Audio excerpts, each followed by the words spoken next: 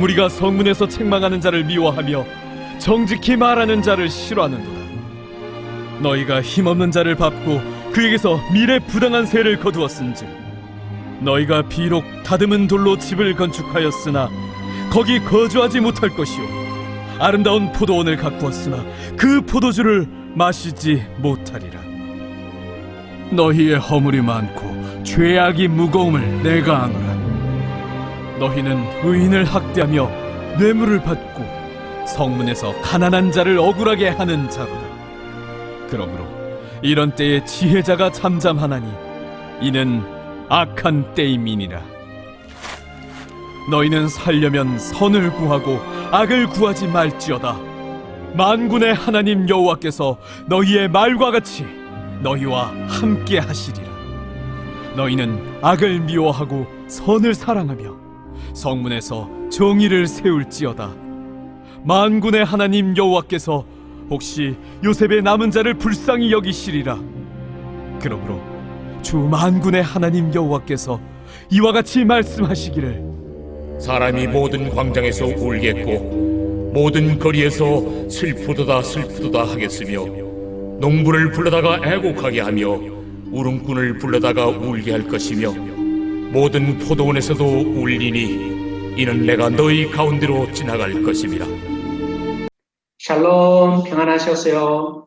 오늘은 아모스 제17강 5장 10절에서 17절까지 말씀을 다루고자 합니다. 이스라엘의 애가 2탄이라 할 수 있습니다. 지난번 부분과 대조하여 읽어야 더 의미가 분명해집니다. 그래서 전체 본문의 그림을 먼저 살펴보고자 합니다. 많은 히브리 본문들이 오늘 본문과 같은 형태를 띠고 있습니다. 1절에서 3절까지의 내용 A는 16절에서 17절까지의 A- 내용과 연결되어 있고 4절에서 6절의 내용 B는 14절에서 15절의 B'와 주제면에서 일치를 이룹니다. 8절에서 9절의 C는 11절에서 12절의 C-와 주제면에서 일치를 이루어 본문이 말하는 핵심이 바로 8절에서 9절 그리고 11절에서 12절이라는 것을 알 수 있습니다. 그렇다면 나머지 빠진 부분은요? 7절, 10절, 12절에서 13절은 세 번의 고발이 첨가되어 있습니다. 고발문의 시작 7절은 통곡의 의미를 지니고 대상을 부르는 것으로 시작하고 두 번째 고발문 10절은 이스라엘의 죄악상을 드러내고 세 번째 고발문 12절에서 13절은 이스라엘의 죄악과 사회적 불의를 폭로하는데 초점을 두고 있습니다. 이 그림을 염두에 두고 본문을 살펴봅시다. 1절에서 3절과 대응한 16절에서 17절을 살펴봅시다. 종교 안에서 스스로 만족하며 잘못된 안전의식을 갖고 있었던 이스라엘의 애굽의 날이 점점 다가오고 있습니다. 불행히도 그날이 다가오는 것을 아는 사람이 이스라엘 안에는 아무도 없습니다. 이스라엘은 심히 병든 민족입니다.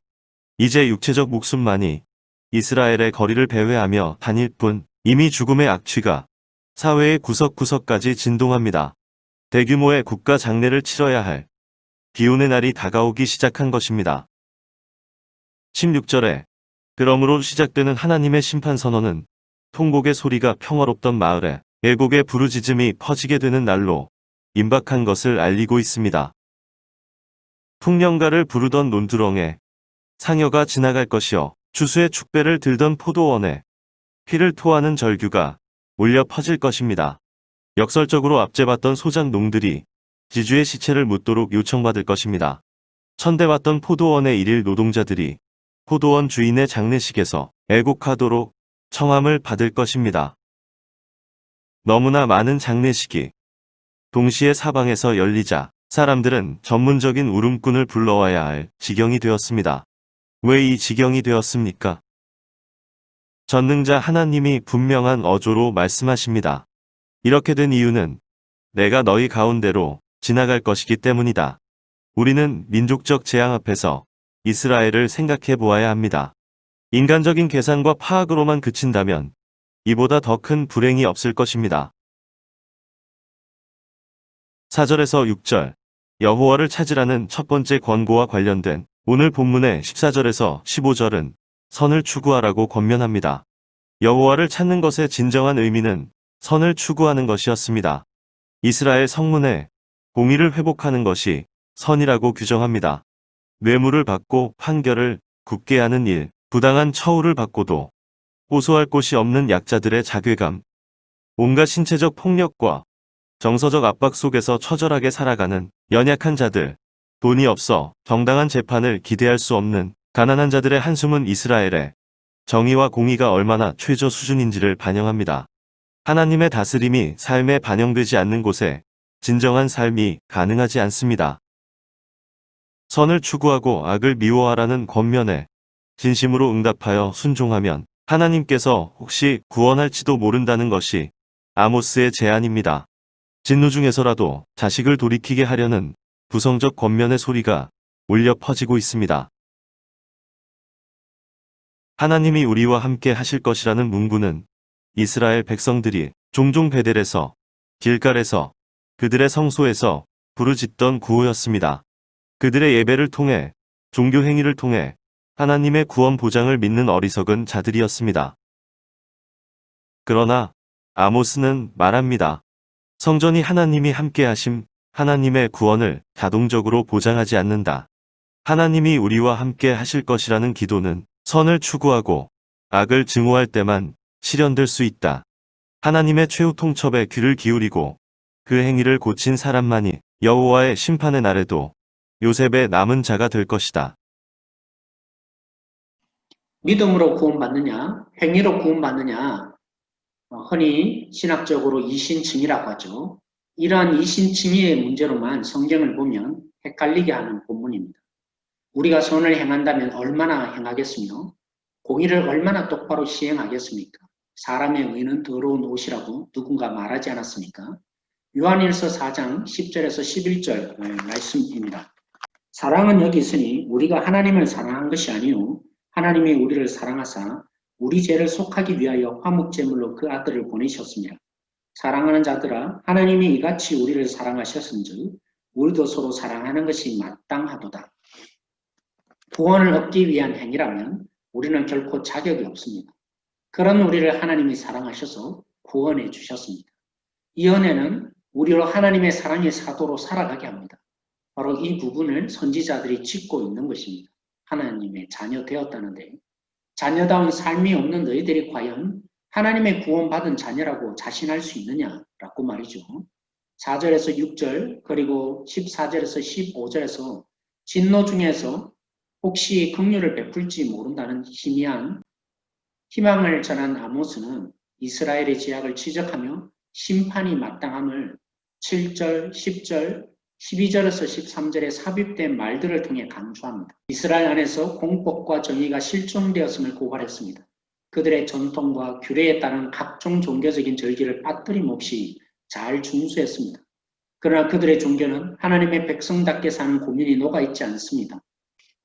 각종 불법이 난무하고 부정이 횡행하며 압제와 착취, 사기와 폭력과 협박이 시장터에서 법정에서 심지어 성소에서 가정에서 들판에서 가릴 것 없이 일어났습니다. 하나님의 심판을 받을 수밖에 없는 이들이 누구입니까?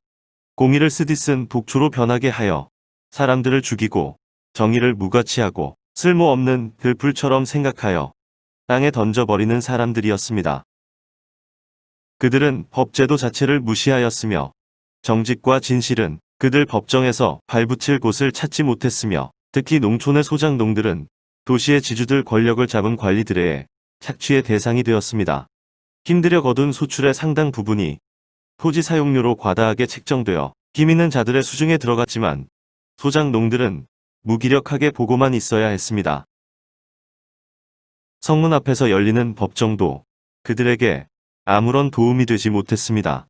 이미 그곳도 돈과 권력에 의해 심하게 썩었기 때문이었습니다. 가난한 자들은 제도적으로 계속 착취의 대상이 되었습니다. 과부의 억울한 호소가 고아의 힘없는 절규가 하늘법정까지 사무쳤습니다. 천상의 왕 하나님이 어찌 모르시겠습니까? 하나님은 선지자를 통해 분명히 말씀하십니다. 나는 아노라 너희 범죄들이 많고 죄악들이 중함을 하나님의 백성이라고 자처했던 이스라엘 안에 그들의 왕이던 하나님의 통치와 다스림을 더 이상 찾아볼 수 없습니다. 그 땅에는 왕이 없으므로 백성들이 자기 소견에 옳은 대로 행하는 무법과 무정부 상태였습니다. 법정은 부패했고 권력자들은 아무런 제약 없이 불의한 부를 축적해 가는데 분별력 있는 사람들은 입을 다물고 침묵할 뿐입니다. 지혜자가 분별 있는 자들이 입을 굳게 다물 정도로 사악한 때였습니다. 예수님도 침묵하셨습니다. 물론 정반대로 침묵하셨습니다. 아모스를 통해 돌아오라고 외친 메시지가 소용이 없었고 하나님의 심판을 받아 나라가 멸망하고 여전히 이방 나라의 통치를 받는 굴욕을 당함에도 하나님을 찾지도 선을 행하지도 않던 종교의 아편으로 위로받고 있는 그들의 정체성을 드러내시는 예수님이 싫어서 어둠에서 살고 싶어서 예수님을 버렸던 그들 앞에 예수님은 침묵하셨습니다. 우리의 모든 죄를 대신 지고 가시는 어린 양이 되시기 위해서였습니다. 하나님의 모든 진노를 자신에게 옮겨 놓으셔서 우리를 의의 자녀로 삼기 위해서였습니다.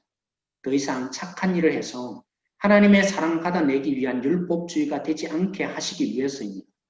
예수님과 하나 되어 예수님의 십자가의 승리가 우리의 승리가 되어 오늘도 우리도 예수님처럼 살아가는 자가 되게 하시려고 오직 우리만 짝사랑하셨기에 변호하지 않고 도살장으로 끌려가는 어린 양처럼 침묵하셨습니다. 오늘 이 주님을 믿고 있습니까? 주님을 믿는다면 이제 우리는 침묵하지 않습니다.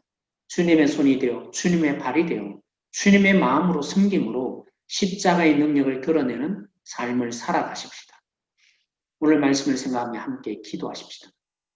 오늘 이 땅을 향해서 하나님이 어떻게 바라보고 계시는지 오늘도 십자가에 침묵하신 그 예수님을 바라보며 우리 보고 이제는 침묵하지 말라 하시는 하나님의 손과 발이 되어 이 땅을 섬기라고 하시는 하나님을 믿는 자로 다시 한번 열매 있는 자가 되기를 그래서 먼저 은혜를 구하십시다. 하나님이 어떻게 사랑하셨는지 그 사랑이 우리 속에 있지 않으면 우리는 사랑할 수 없는 존재임을 알고 우리가 원수 되었을 때 사랑하신 그 하나님을 오늘도 증명하고 나타내는 자로 함께 기도하며 나가십시다. 그 하나님을 요청하십시다.